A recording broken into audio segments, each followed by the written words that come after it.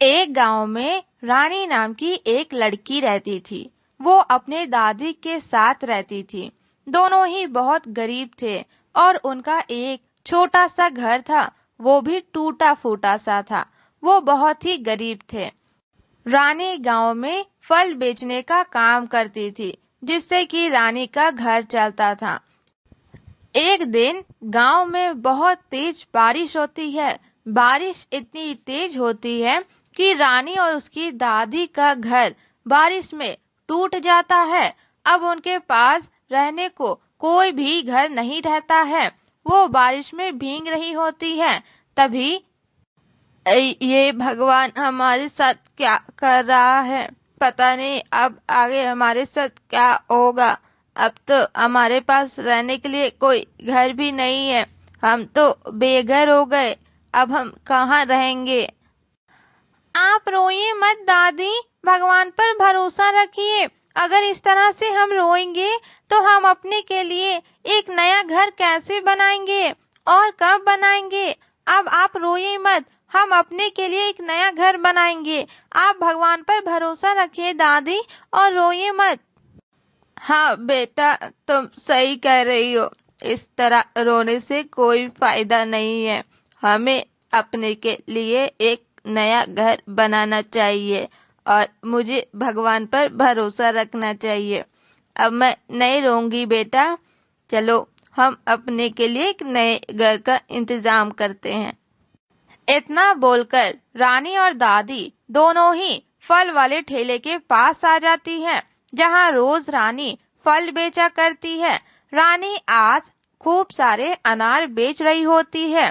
तभी अचानक से वहां पर एक परी आ जाती है और वो अनार को देखकर रानी से कहती है, अरे ये तो वही अनार है जो मुझे चाहिए था। यही अनार मेरी रानी माँ को ठीक कर सकता है। कितने दिनों से मैं इस अनार की तलाश कर रही थी, लेकिन कहीं पर भी मुझे ये अनार नहीं मिल रहा था। और आज आखिरकार आज मुझे ये अनार मिल गया है। परी, आपको ये अनार क्यों चाहिए? मुझे ये अनार चाहिए क्योंकि मेरी रानी माँ की तबीयत बहुत ज्यादा खराब थी और उन्हें ठीक करने के लिए मुझे पृथ्वी से ये अनार लेकर जाना था, लेकिन मुझे कहीं पर भी ये अनार नहीं मिल रहा था और आज जाकर तुम्हारे पास मुझे ये अनार मिला है। परी, आपको चिंता करने की जरूरत नहीं है।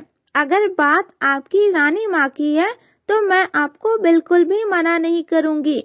आप ये अनार ले जा सकती हैं और अपनी रानी माँ को दे दीजिए। रानी की बात सुनकर परी बहुत खुश हो जाती है और परी रानी से कहती है, रानी, तुम एक बहुत अच्छी लड़की हो, लेकिन तुम्हें देखकर लगता है कि तुम किसी परेशानी में हो। तुम्हें और तुम्हारी दादी को कोई भी परेशानी है तो तुम मुझे बता सकती हो। मैं तुम्हारी कुछ मदद कर सकती हूँ। परी की बात सुनने के बाद रानी अपने बारे में सब कुछ परी को बता देती है। रानी की बात सुनने के बाद परी को बहुत ही बुरा लगता है और परी रानी से कहती है, रानी, ऐसी बात है, तुम परेशान मत हो। तुम नहीं जानती कि तुमने मुझे ये फल देकर मेरे ऊपर कितना बड़ा एहसान किया है। तुम्हें इस फल के बदले मैं एक बहुत अच्छी चीज दूंगी जो तुम्हारे हमेशा काम आएगा। तभी परी अपनी जादू से एक बहुत बड़ा अनार का घर बनाती है और रानी से कहती है, रानी, ये एक जादुई अनार का घर है। जब तुम इस घर के अंदर जाओगी तो तुम्हें अंदर बहुत सारे सोने मिलेंगे। साथ ही बहुत सारे अनार के फल भी होंगे, जिन्हें तुम बाजार में बेचकर खुशी खुशी अपना जीवन काट सकती हो और इससे तुम्हें कभी भी कोई परेशानी नहीं होगी। इतना बोलकर परी उस अनार को लेकर वहां से गायब हो जाती है। रानी और रानी की दादी जब उस अनार के घर के अंदर जाती है तो वहां पर बहुत सारे सोने होते हैं और बहुत सारे अनार होते हैं। ये देखकर वो बहुत खुश हो जाती हैं और उन्हें बेचकर वो खुशी खुशी रहने लगती हैं। सोहनपुर नामक एक गांव था। उस गांव में बहुत सारे लोग रहते थे। गांव के पास में ही एक बहुत बड़ा घना जंगल था। उस घने जंगल में एक अद्भुत सा मोबाइल का पेड़ था। वो पेड़ में सिर्फ मोबाइल ही था। उस पेड़ में कोई भी फूल या फल नहीं उगते हैं। उस पेड़ में सिर्फ बहुत सारे मोबाइल ही उगते हैं, इसलिए इस पेड़ को जादुई मोबाइल का पेड़ कहा गया है। अगर गांव में किसी को भी मोबाइल की ज़रूरत पड़ती थी तो वो उस पेड़ के पास आकर मोबाइल मांगते थे। जादुई मोबाइल का पेड़ बहुत ही दयालु था, इसलिए वो अपने पेड़ का मोबाइल उन गांव वाले लोगों को दे देता था। इस तरह से गांव के बहुत सारे लोगों को जादुई मोबाइल के पेड़ के बारे में पता चलना शुरू हो गया। अब गांव से दूर दूर के लोग भी जादुई पेड़ के पास आने लगे और लाइन लगाकर जादुई पेड़ से मोबाइल मांगने लगे। जादुई पेड़ बहुत ही दयालु था, इसलिए वो किसी को भी खाली हाथ नहीं लौटने देता था। वो अपने पेड़ की जादुई मोबाइल सारे लोगों को देता था। सोहनपुर गांव में एक सोनू नाम का एक किसान रहता था। वो बहुत ही गरीब था। वो दूसरों के हाथ में मोबाइल देखता था तो उसे भी इच्छा करती थी कि एक मोबाइल उसके पास रहे। पता नहीं मेरे हाथ में कब मोबाइल होगा। अगर मेरे पास एक मोबाइल होता तो मैं भी वीडियो देखता, गेम खेलता और बहुत कुछ करता, लेकिन मेरे पास मोबाइल नहीं है। पता नहीं मैं कब एक मोबाइल खरीद पाऊंगा। एक दिन सोनू की पत्नी सोनू से कहती है, अब बस बहुत हो गया, मैं इस घर में अब ज़्यादा दिन तक नहीं रहूंगी। कल ही मैं ये घर छोड़कर चली जाऊंगी। क्यों, क्या हुआ रानी, तुम ऐसा क्यों बोल रही हो?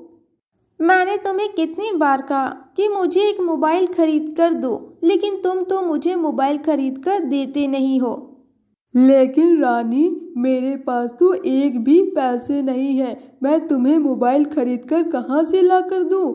घर चलाना तो मेरे लिए मुश्किल है, तो फिर मैं मोबाइल कैसे खरीदूँ? मैं वो सब नहीं जानती। अगर तुम मुझे एक नया मोबाइल खरीद कर नहीं दोगे तो मैं ये घर छोड़कर अपने माँ बाबा के पास चली जाऊंगी। मैं तुम्हें पहले ही बता दे रही हूँ। अपनी पत्नी की बात सुनकर चिंता में सोनू जंगल की ओर जाने लगता है। तभी उसी रास्ते दो नए लोग वहाँ से आ रहे होते हैं और सोनू के पास जाकर रुक जाते हैं और आपस में लड़ाई करने लगते हैं। मेरा मोबाइल तुमसे ज़्यादा सुंदर है। नहीं नहीं, मेरा मोबाइल तुमसे ज़्यादा सुंदर है। ए भाई, तुम ही बताओ, हम दोनों में से किसका मोबाइल ज़्यादा सुंदर है? अरे, आप दोनों का तो मोबाइल बहुत ही सुंदर है। आप लोगों ने ये मोबाइल कहाँ से खरीदा? हमने ये मोबाइल खरीदा नहीं है, एक पेड़ ने हमें ये मोबाइल दिया है। ये आप लोग क्या कह रहे हैं? आप लोग मेरे साथ मजाक कर रहे हैं?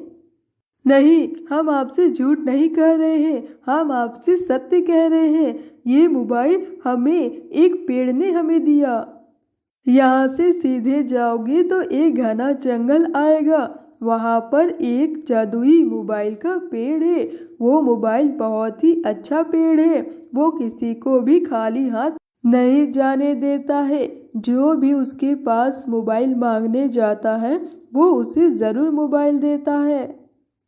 अगर ऐसी बात है तो मुझे उस पेड़ के पास ज़रूर जाना चाहिए, क्योंकि इस वक्त मुझे मोबाइल की बहुत ज़रूरत है। मैं जल्द ही उस पेड़ के पास जाता हूँ। सोनू देर नहीं करता है और उस जादुई मोबाइल के पेड़ को ढूंढने के लिए जल्द ही वहाँ से निकल जाता है और उस जंगल की ओर जाने लगता है। कुछ देर बाद शाम हो जाती है और फिर रात भी हो जाती है। उसी रात को जादुई मोबाइल के पास दो बदमाश आते हैं और वो दोनों ही मोबाइल के पेड़ को काटने के लिए वहाँ पर आते हैं। मेरे दोस्त, आज हमें बहुत अच्छा मौका मिला है।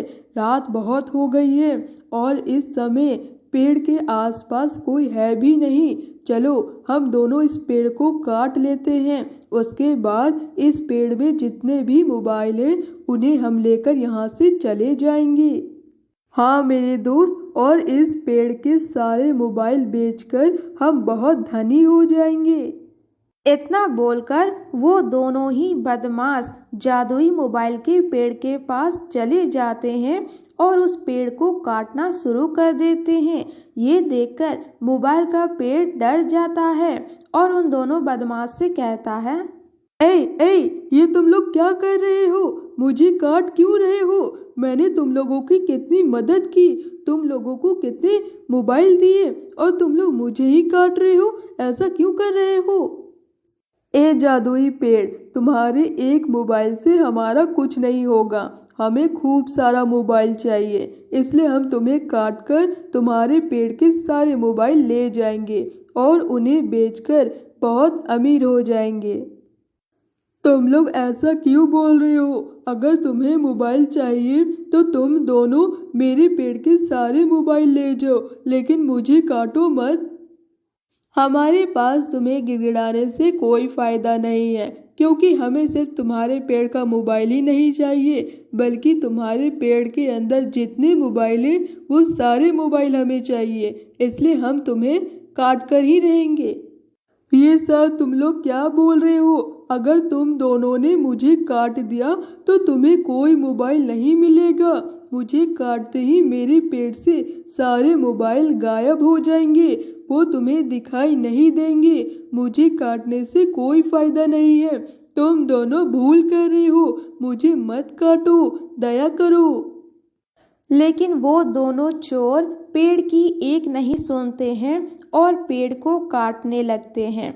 वो जादुई मोबाइल का पेड़ कट जाता है और नीचे गिर जाता है।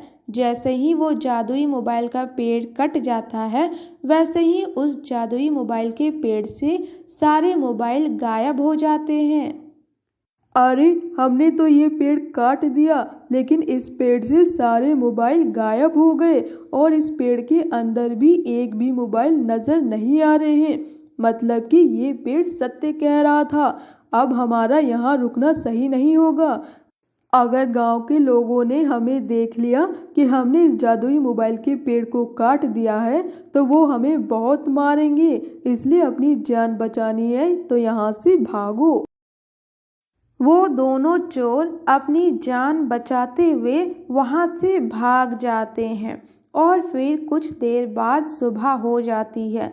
सुबह होते ही गांव के कुछ लोग वहाँ आते हैं तो वो देखते हैं कि जादुई मोबाइल का पेड़ कटा हुआ है।